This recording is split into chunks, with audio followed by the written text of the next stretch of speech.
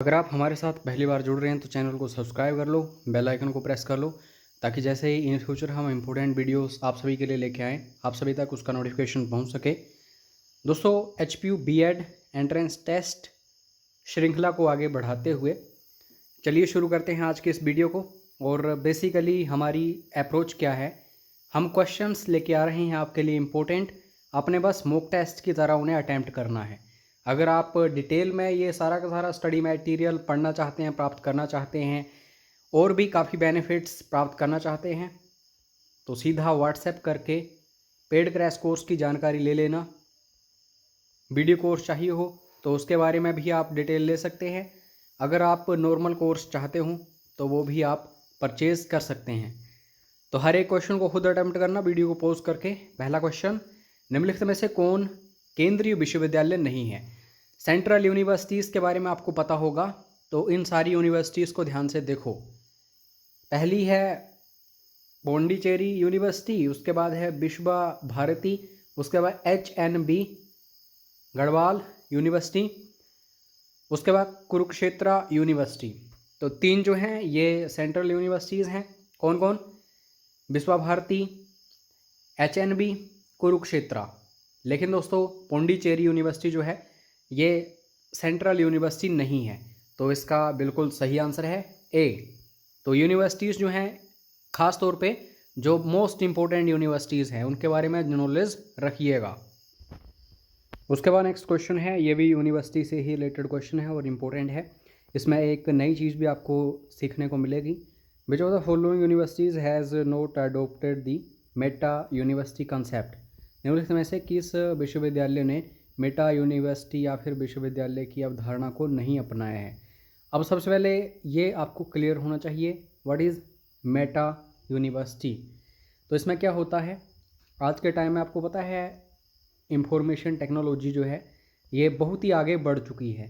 तो ऐसे में अगर स्टूडेंट्स जो हैं ऑनलाइन स्टडी करना चाहते हों या किसी अदर प्लेस पर स्टडी करना चाहते हों, ऑनलाइन सर्विसेज जो हैं उनको प्राप्त करना चाहते हों, और भी काफ़ी सारी फैसिलिटीज़ होती है मेटा यूनिवर्सिटी में। तो आशा करता हूँ आपको इसके बारे में समझ आ गया होगा। अब ये जितनी भी यूनिवर्सिटीज़ हैं सारी इंपॉर्टेंट हैं, आपको पता चल जाएगा। दिल्ली यूनिवर्सिटी जो है इसने दोस्तों मेटा यूनिवर्सिटी कंसेप्ट जो है उसको अपनाया नहीं है, तो इसका बी ऑप्शन बिल्कुल सही होगा।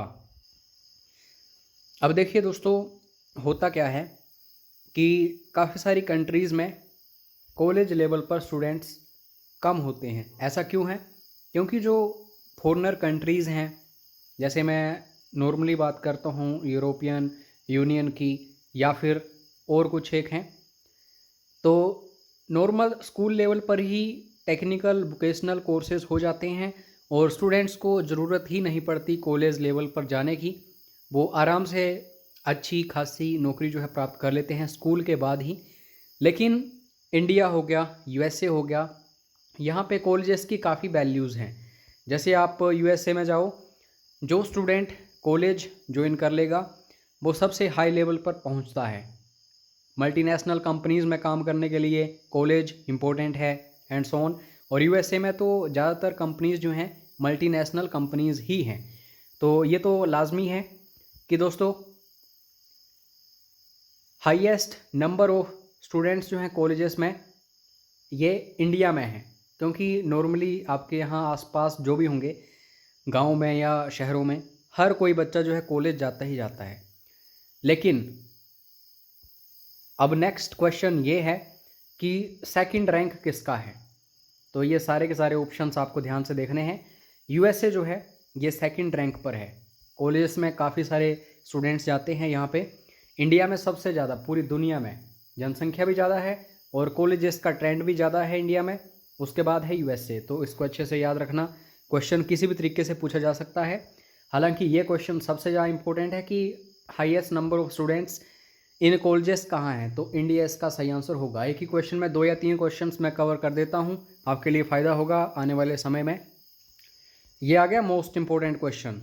मोस्ट इम्पोर्टेंट क्वेश्चन इसलिए है क्योंकि ये नेशनल लेवल पर तो पूछा ही जाता है, हिमाचल लेवल में भी पूछा जाता है। जो HPG के क्वेश्चन आते हैं वहाँ पर भी ये क्वेश्चन इंपॉर्टेंट बनता है। बायसरीगल लॉ जो है कब बन के तैयार हुआ था? 1888 में, ये याद रखना। फिर क्या हुआ, 1965 में Indian institute of advanced studies IIAS इसको कन्वर्ट कर दिया गया। तो अब ये कहाँ पे है आपको पता होना चाहिए, शिमला में है। बी ऑप्शन इसका बिल्कुल सही होगा। और ये जो वाइसरीगल लॉज है 1888 वाला, ये दोस्तों लॉर्ड डफरिन के टाइम में बन के तैयार हुआ था। तो ये क्वेश्चन भी आता है।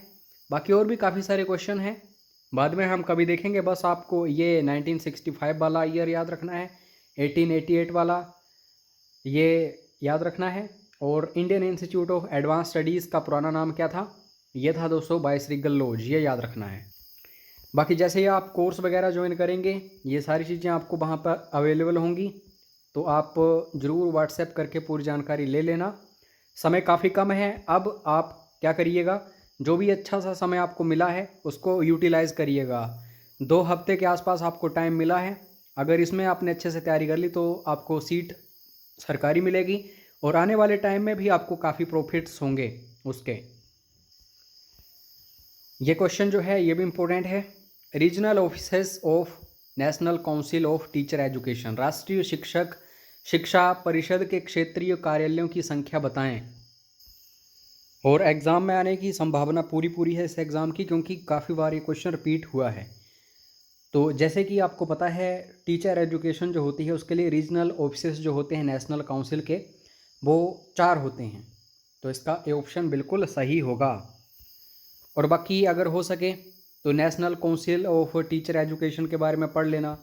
हालांकि ये कोर्सेज़ में आपको अवेलेबल है सब कुछ, कि कैसे कैसे क्या क्या हुआ था। क्रोनोलॉजी आपको पूरी बताई गई है कि अंग्रेज़ों के समय से लेके अभी तक इंडिया की जो सरकारें हैं उनके द्वारा क्या क्या कदम उठाए गए हैं। तो ये सब कुछ कोर्स में आपको मिल जाएगा। अपनी तरफ से रिसर्च करना चाहो तो आप कर सकते हैं। अब दोस्तों, अंग्रेज़ों के टाइम में जो भी चीज़ें हुई थी, ऐसा नहीं कि वो नहीं पूछी जाती हैं, सिर्फ इस टाइम के ही क्वेश्चंस बनते हैं, अंग्रेज़ों के टाइम के भी बनते हैं। जैसे कि ये क्वेश्चन भी इंपॉर्टेंट है, among the following created the office of the district collector in India, निम्नलिखित में से किसने भारत में जिला कलेक्टर का कार्यालय बनाया। तो ये काम किया था पहले गवर्नर जनरल ऑफ बंगाल, इनका नाम है वैरेन हेस्टिंग्स। तो बी ऑप्शन बिल्कुल सही है। मैं जीके का क्वेश्चन भी आपको एक करवा दिया, तो इसको भी अच्छे से देख लेना। अच्छा, पजल होते हैं स्टूडेंट्स काफ़ी सारे।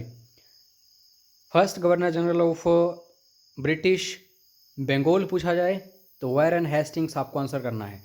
First governor general of British India पूछा जाए तो आपको क्या आंसर करना है, विलियम बेंटिक।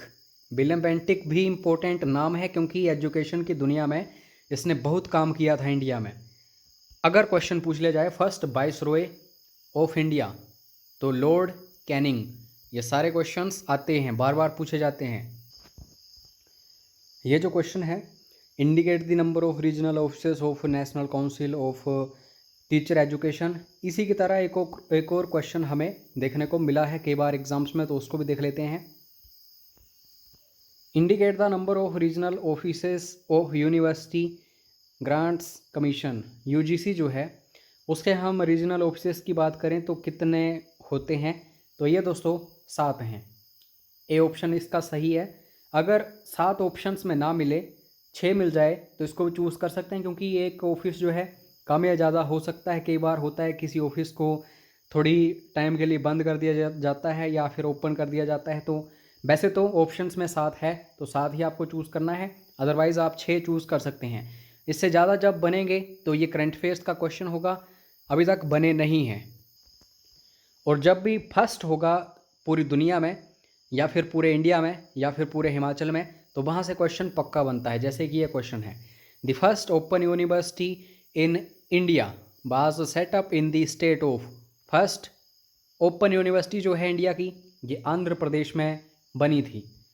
अगर कोई स्टूडेंट आप में से उस यूनिवर्सिटी का नाम बता देगा तो समझ लो कि सरकारी सीट जो है आपको मिलेगी ही मिलेगी, क्योंकि ये भी मोस्ट इंपॉर्टेंट क्वेश्चन है। तो मैं आशा करूँगा कि आप ज़रूर कमेंट बॉक्स में बताओगे कि फर्स्ट ओपन यूनिवर्सिटी जो है इंडिया की, ये कौन सी है।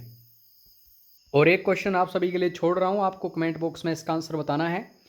Most of the universities in India are funded by, वित्त पोषित किसके द्वारा किया जाता है जो विश्वविद्यालय होते हैं, तो यहाँ पे सारे के सारे ऑप्शंस आपको देखने को मिल रहे हैं। आंसर बताइएगा कमेंट करके।